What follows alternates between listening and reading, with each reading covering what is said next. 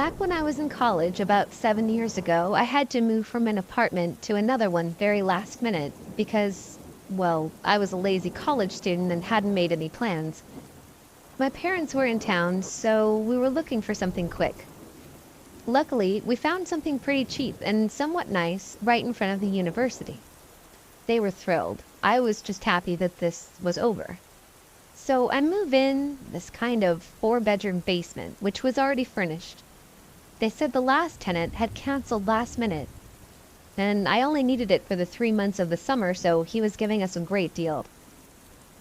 The first room was the main room, which consisted of a living room plus a little table to eat. Immediately on the right of it was the kitchen and then the bathroom. The bedroom was on the left, and there was some kind of weird and small hall or connection joining it to the living room. Since the start, I always felt kind of uneasy about that bedroom for some reason, and I preferred to sleep in the living room since there was already a comfy sofa bed in there and there was no windows in the bedroom. Throughout the semester, I felt countless times that someone was watching me from the bedroom when I was alone, either watching TV or playing video games. It was a weird and eerie feeling, to the point where I preferred closing the door leading to the bedroom altogether. I wasn't home that much, and sometimes I slept at friends' houses, but every time I came back, it just felt like I wasn't alone in that apartment. There were never any sounds or sights, just a strange feeling. I spoke of this to my friends, and they laughed, since I was never the superstitious kind. So I kind of brushed it off. I thought nothing of it. And then when I finished the semester, I just moved on with my life. Until about 2 years ago, one of my friends from college texted me. He said, "Hey, is this number the door number you lived at in that creepy basement back in uni?" I was like, "Yeah, why?" He then sent me a picture of an old local newspaper page. He had been looking through them at the library, looking for a picture of him back in his college football days. It was the obituary section from 2009. The picture of a young and good-looking female student. Next to her picture was the picture of a door and an address, which I recognized very well as being the one I had lived in. As it turns out, she had hung herself in the bedroom closet.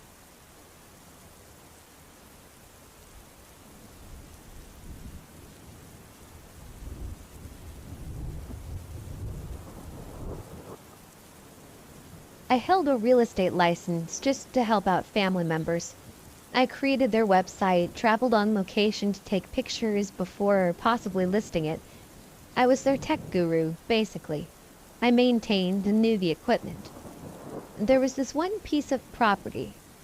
The only thing I was told before traveling with them was that the owner had died and the family had decided to sell the house and the property. While I was attempting to photograph the property, which adjoined to a field containing a cemetery, I experienced all kinds of equipment failure.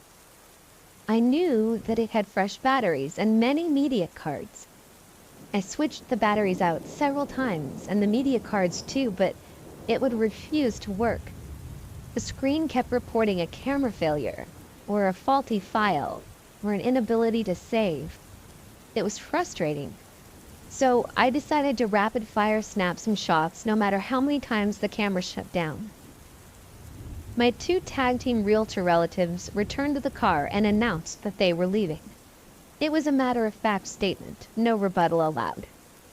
They were struck by silence. I just said, "Okay," and we all climbed into the vehicle.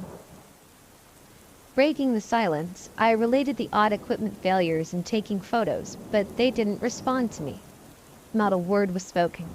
It was eerily quiet.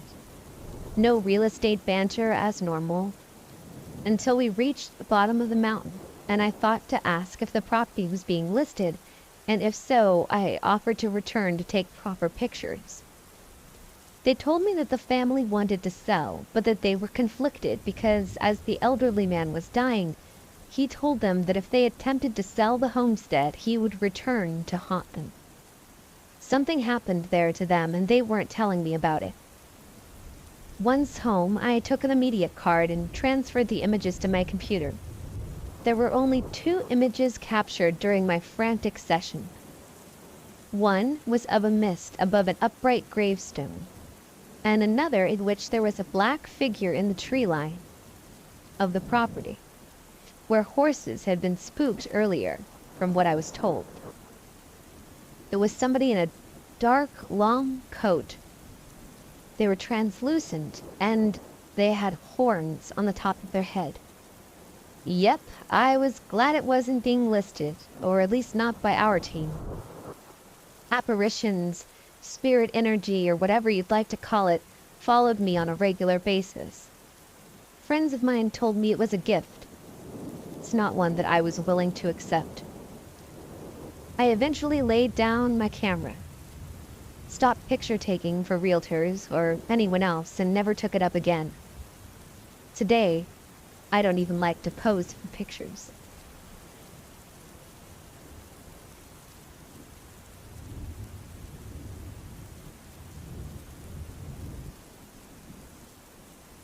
So first, here's some background. I'm currently living with my best friend, we'll call her Kate, her fiancé, Henry, and his best friend, Sam. We live in Henry's house. It's a 2-story house with a basement. The basement is pretty much an open plan, the only defined room being a storage room. On the ground floor, right after you enter the front door, the stairs leading to the second floor are right in front of you. The room Kate uses as an office is to the right. The room they have their dog in is to the left. And the kitchen and living room are at the back of the house. Once you go up the stairs, the bathroom that Sam and I share is at the top. If you go right, my room is to the right, and Sam's is on the left. If you go left after going up the stairs, there's a short hallway. To the immediate left is a room that we leave closed that they use to let their cat in. And at the end of the hallway is Kate and Henry's room. Behind our house is a creek that flows all year round. I know that's a lot of information, but I promise that it's important to the story. Kate and I are in our last year of uni, and up until this point I had been living on campus. They moved into this house about a year before I moved in and told me I could live with them and only pay my part of the utilities. The house is only about a half hour from campus, so I jumped on the offer. I moved in towards the middle of August 2018. Kate has been having experiences in this house long before I moved in, and has a long history with paranormal experiences in general, most of them not being good. A few causing her physical harm. She's an empath and is agnostic and can usually see entities. I have also had some paranormal experiences, but it's usually been benign, usually just sightings. But I do believe in the paranormal, even though I'm Catholic. Henry and Sam are both completely skeptical and don't believe in any of this, which is frustrating. Now for the ongoing situation. A few weeks after moving in, I started noticing that something was just off. I would constantly feel creeped out, have that feeling of being watched, hear noises that weren't caused by anything that I could find. This went on for a few weeks, and I told Kate what I had been experiencing. She told me it had been happening for a long time. She also told me that she had been constantly followed by an entity that we both believed to be a demon and that it was terrifying her.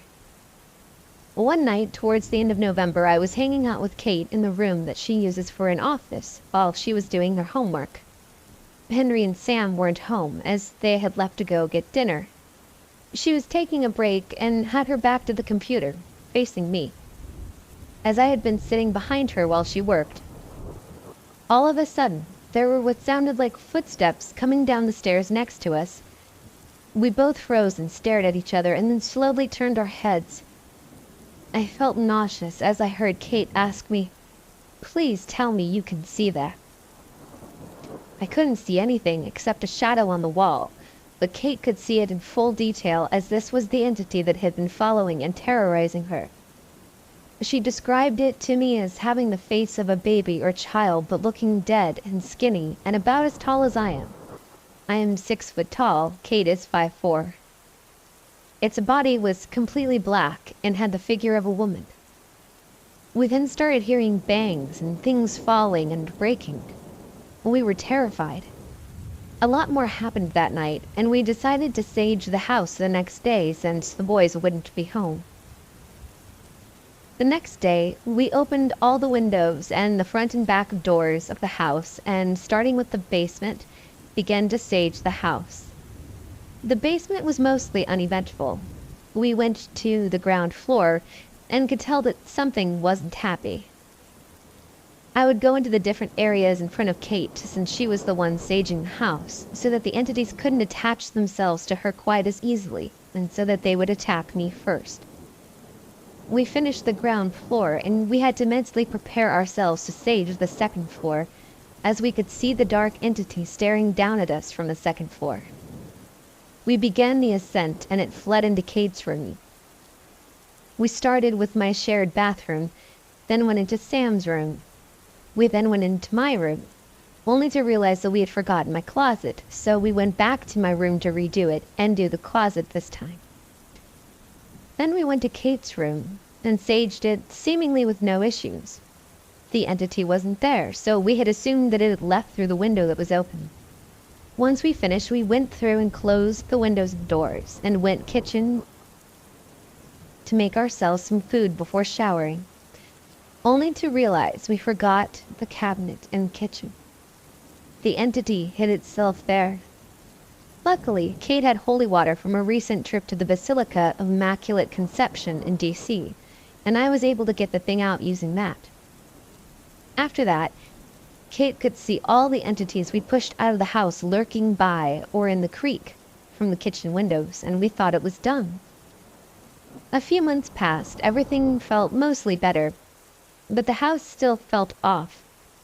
We put amethyst and onyx crystals around the house and in front of our mirrors, TVs, and computers to deter the entities from returning. We could feel something watching us, but couldn't see it. If we returned to the house after the sun had set, the areas of darkness near the house would be a lot darker than they should have been. It's been slowly getting worse since we saged the house. And then we come to this week. Sunday night, when I got back from spending the weekend at home, I saw a shadow figure standing in one of the windows by my bedroom, where there is nothing to cast a shadow. I put it out of my mind and hurried inside. The rest of the night was mostly uneventful, but I was so creeped out that I slept with the light on.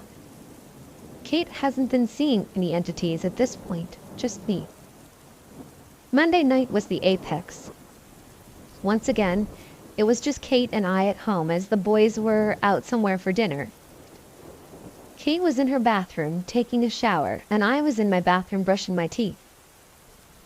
I thought I heard Kate calling my name from the room that used to be the cat's room, and apparently at the same time I heard my name being called. Kate had heard a deep door slam, which, after testing several doors and closing them the same way, it was that room's door. We went into the room together to investigate, and it was freezing cold, which is unusual because that room is usually the warmest room in the house. I have a cross in my room that I usually have above my bed, and at this point I had gone to grab it so that I could feel a little bit better. We decided we needed to put holy water on the doors and windows as a temporary protection, but it was on the ground floor.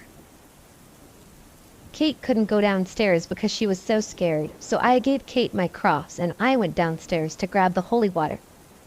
As I reached the ground level, I felt the uncontrollable urge to look into the room that the dog stays in. In that room there are 2 large cabinets with mirrors in front of them, one of them being in plain sight of the entryway. There was something in the mirror looking at me, and I instantly felt sick and felt like crying. I hurried and grabbed the holy water, rushing back upstairs. Kate put crosses on the doors and had me do the windows, as she was afraid to look outside. But when I did, I can't even describe the thing I saw. There weren't eyes, just blackness that seemed to glow as it stared dead into my eyes. The features were sunken and dark, almost like a floating head. I froze and then quickly put the cross on the window. It was there for every window except my room. When it came to doing the windows in my room, it was standing in front of the house, staring at me.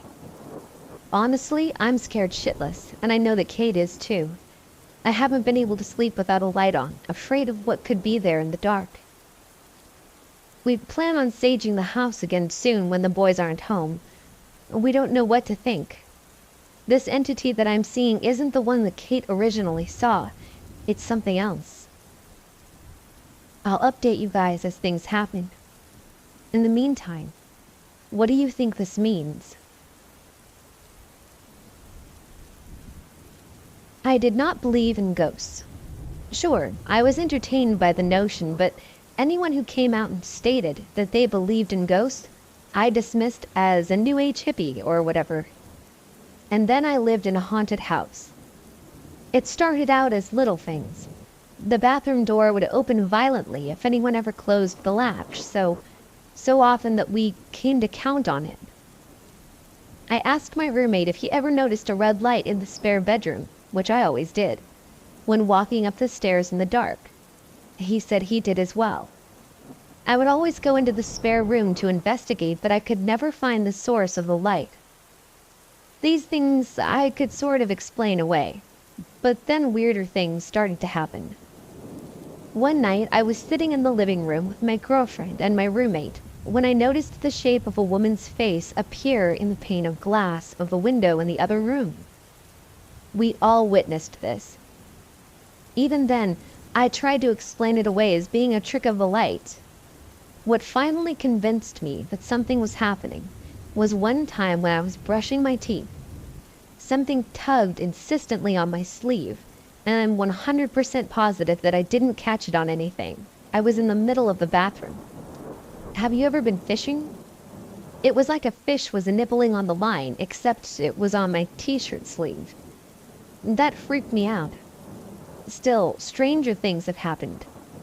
We'd hear footsteps upstairs while we were home alone. I often saw shadows out of the corner of my eye.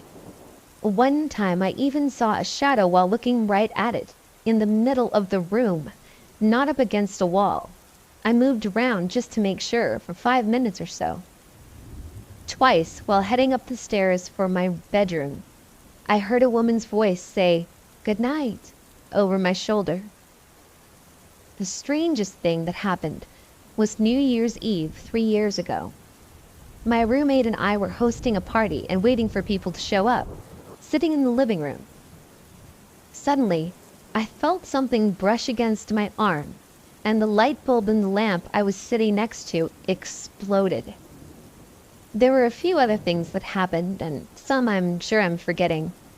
But the fact is, too many strange things happened for it to be a coincidence. I have since moved out of the house, but my belief remains the same.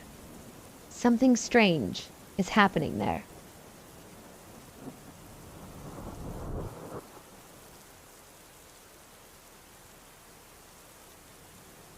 From the ages of about 5 to 12, I lived in what I believe to be a haunted house. My first experience was when I was probably 8 or so. I had woken up just as the sun was about to rise, and my bed was directly next to a window. I sat up and peered out the blinds and saw the glow from the sun starting to rise.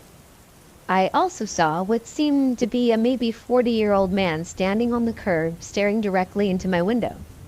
I was startled and quickly pulled my head away from the blind. I sat there for about 10 seconds before I pulled a blind slightly to the side to look again. This time, the man was about a foot away from my window. I screamed in horror and moved away from the window. My mother came in, but no one was outside the window when she looked. The man looked slightly older and was wearing reading glasses. His complexion was white and translucent. He looked like a regular man, but the second time I looked out, his mouth was gaping wide open. It was almost as if he had broken his lower jaw, and it was hanging from his mouth. A couple of years later, I had my second experience. I walked out of my bedroom during the night to get a drink from the kitchen. The lounge room was in the center, and the kitchen was joined to it off to the left. On the right side of the lounge room was the front door. I walked down the hall to the entrance of the lounge room. My mother had left the light on during the night so that if any of the kids woke up, they could move around easily. As I got to the entrance of the lounge, I noticed a figure to the right of me near the front door. A very tall woman was walking towards me. I stood frozen in fear as she walked past me and seemed to reach out and grab something of a corkboard in the kitchen. She then turned around and walked straight past me again and through the front door. As she did all of this, she did not take her eyes off of me. She stared directly at me the entire time. She had the exact same complexion as the man, and I could clearly see wrinkles on her face. She was very tall, maybe close to 7 feet. She had brown hair and a white gown on. I was fixated on her, but out of my peripheral, I could see what looked like a piece of paper. It must be what she had taken from the corkboard. The way she stared at me the entire time still horrifies me 20 years later. Telling the story to my family when I was about 18, a few others said they had had different encounters. My brother saw 2 dark figures sitting at the dining room table, seeming to be peeling potatoes. My sister saw a little boy poke his head around the door frame as she sat in the bathtub. We moved out and life went on, but I'm convinced that place is still haunted.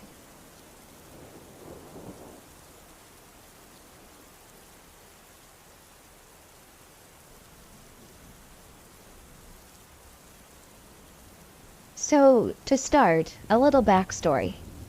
My husband and I live in a big city, in a teeny tiny house, around 500 square feet.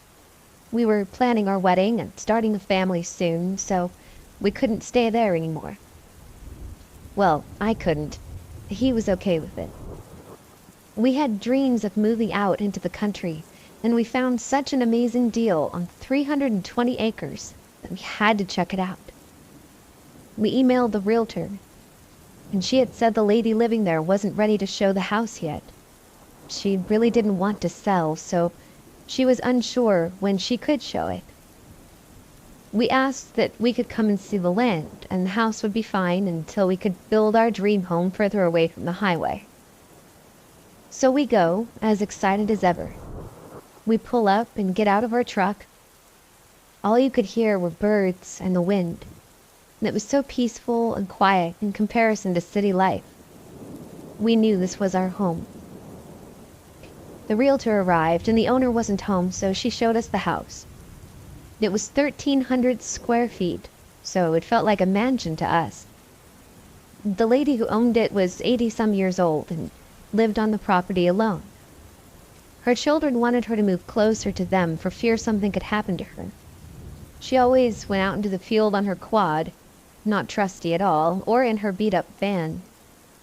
So inside her house there were these pictures of saints everywhere. And she was Haitian, and I got the voodoo vibe, but not at all in a negative way. So we go explore the buildings outside. One of them has a chair, a ton of burnt-out candles, and some knives.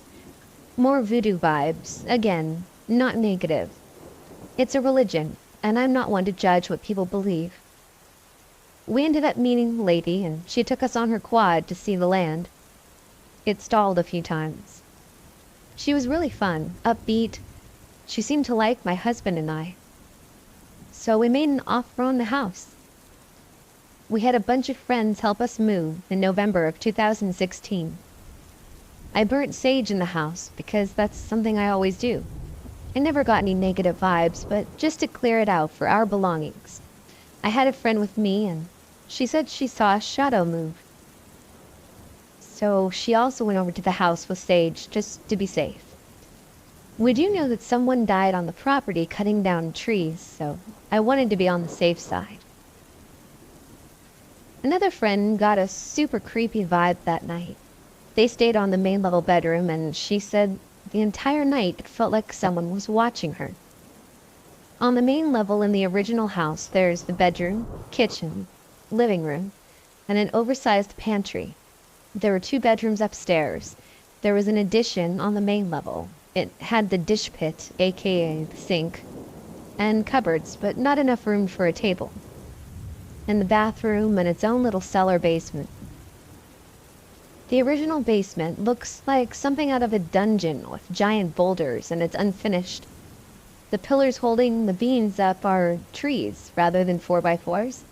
It's very rustic, and I love it, but it can give off weird vibes. I'm no stranger to ghosts, as I grew up in a haunted house. My husband has always been a skeptic. The beat-up, falling-apart barn always creeped me out. I never liked it, so I would just avoid it.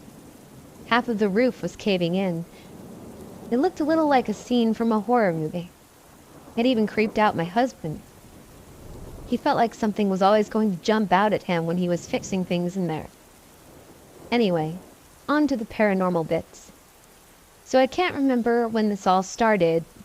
So much has happened in the first few years that we've lived here, but it started when I was walking into the living room and passed by the basement stairs. I saw a black dog, almost pit bull shaped, sitting at the bottom of the stairs with red eyes. I did a double take, and it wasn't there. I went into the basement thinking it was our big dog. But he wasn't there. He was in the dish pit. So I tell my husband and shake it off. I feel uneasy about it, but I didn't want to make a big deal out of it. The next event was I had a miscarriage. I'm not sure how long after this, maybe a few months, so I'm in a pretty dark place. We also had a falling out with a close friend that ended up being pretty messy, and some huge negative family drama with an in-law. The in-law is very verbally abusive, manipulative, etc. A few months later, the husband asked to work a job overnight in another province. It's the first night by myself in the house. It was creepy.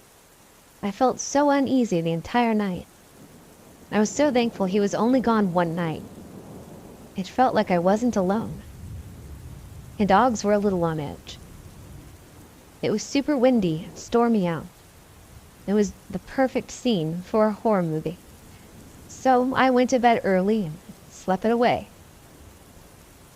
Carry on further. I'm pregnant once more. Our baby boy was growing wonderfully. Our two dogs, Japanese chins, had some crazy dental work done. They were not happy campers, so they were up all night.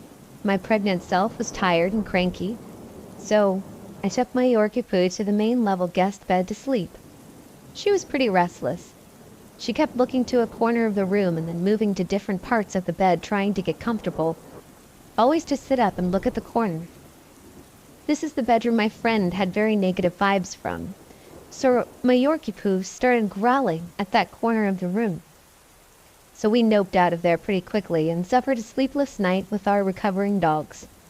It was super dark and you couldn't see anything in the room. Then we had a music festival on our property in June. It was fun and related to this in the future. Lovely baby boy decided to be a breech baby and kick my nerves all the time to the point where I couldn't walk. So I started maternity leave early at 36 weeks due the end of July of 2018, so I'm home all day now. The house felt so different than just being home on evenings and weekends. It felt like a heaviness.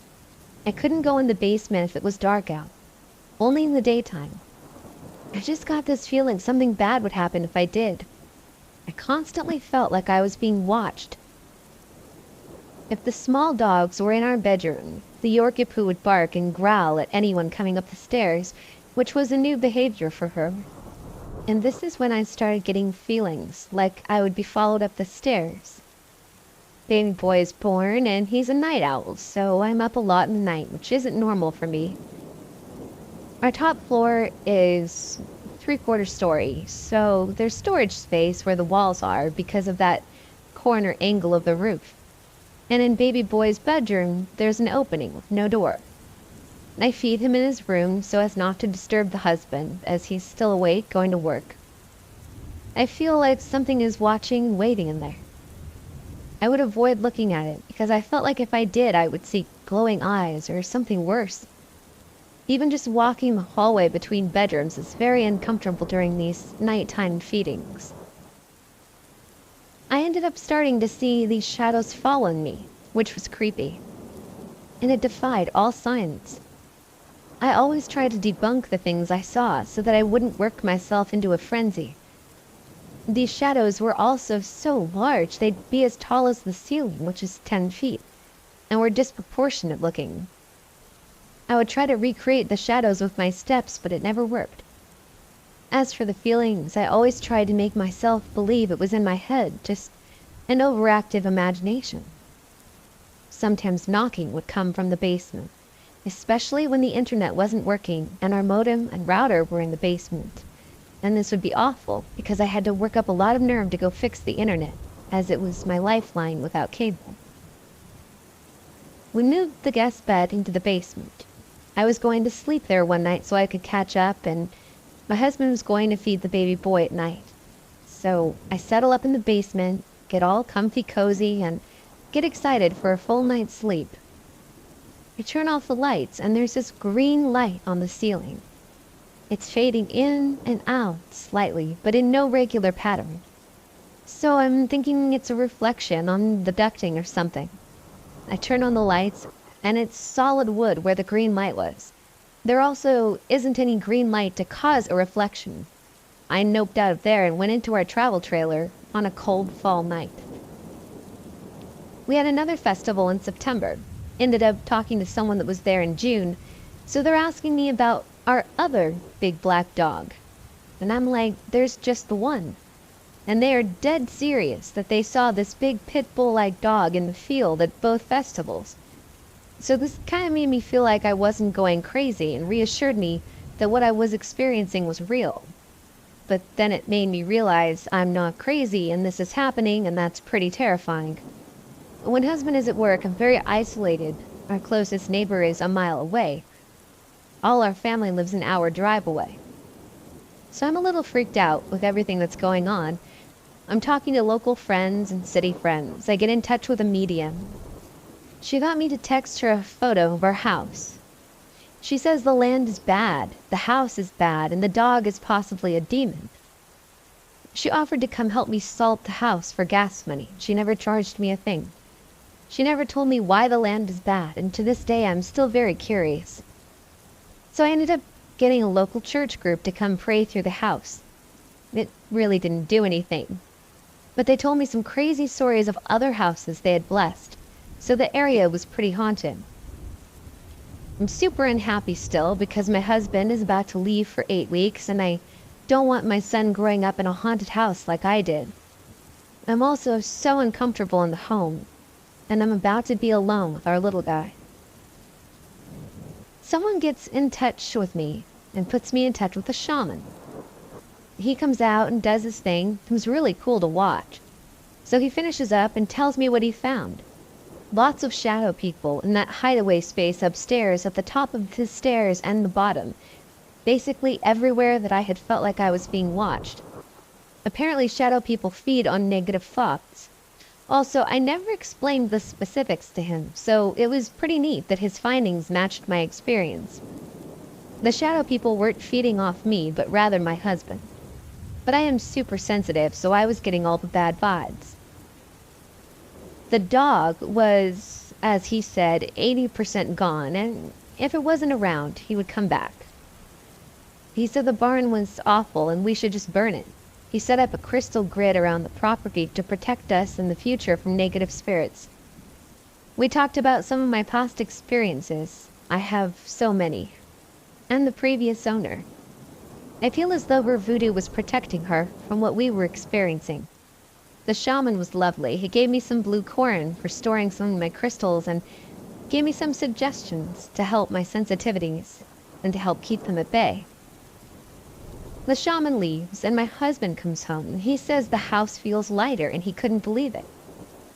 Fast forward a few more months, I'm watching Netflix with little baby sleeping in my arms. My husband comes in and says, I saw something. So that was a little vague, so I pry a bit. He thought one of our little Japanese chins had gone into the bathroom. It was a white, small thing that went in there, and our chins are black and white, so he follows, and the bathroom door was closed. He is so baffled, being the skeptic that he is, so I text the shaman. He says he'll do his thing and get back to me. When he does, he says it was one of our guardians. Sometimes I feel things move through the house, but it's nothing like what we experienced before. No more shadows, no phantom dogs. I can go into the basement at night now. I don't like going down there at night because it's still a little creepy, but I can. My husband isn't so skeptical anymore, but it was a wild ride from moving in to over 2 years later. At least for now, all is calm in our home. And I can only hope that it remains that way.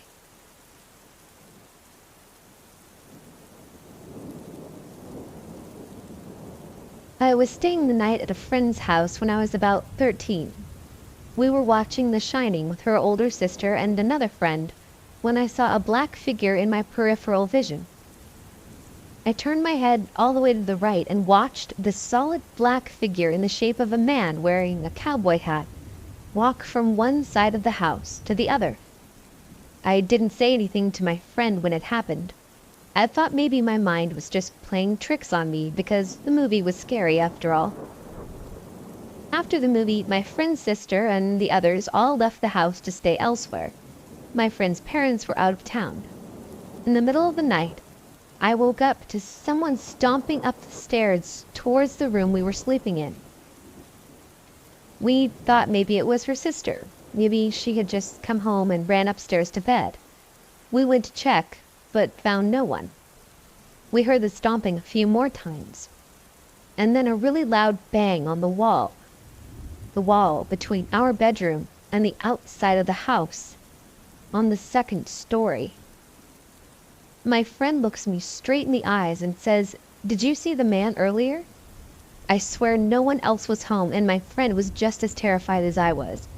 We hid under the blankets and didn't come out until we could see sunlight. This isn't my only encounter with unexplained or paranormal things happening. My dad's house when I was a kid was scary, to say the least. Haunted, if you believe in that kind of thing. We used to see a man in military uniform in the long hallway leading towards my brother's room.